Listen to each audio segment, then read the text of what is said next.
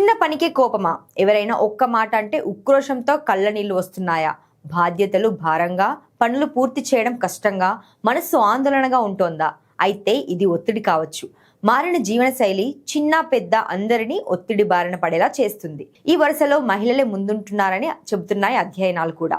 అందుకే దీన్ని అదుపులో ఉంచడానికి జెన్జీలు జపనీస్ ఆర్ట్ థెరపీ డోరో డాంగోను ఎంచుకుంటున్నారట. జపాన్లో పిల్లలు ఆడుకునే ఈ ఆటే మా స్ట్రెస్ థెరపీ అని చెబుతున్నారు. ఇంతకీ ఇదేంటనేగా మీ సందేహం? మెత్తగా జల్లించిన మట్టి, సన్నటి ఇసుక, కాసిని నీళ్లు కలిపి దీన్ని చేస్తారు. ఎక్కువసేపు ఏకాగ్రతతో చేసే పని ఇది.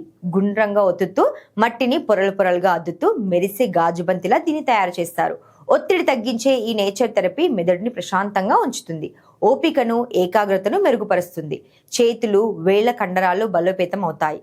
ఆర్థరైటిస్ నొప్పులున్న మహిళలకు మంచి థెరపీగాను పనిచేస్తుంది. సృజనాత్మకమైన ఈ పని ఆత్మవిశ్వాసాన్ని పెంచుతుంది. మరి మీరు ప్రయత్నిస్తారా?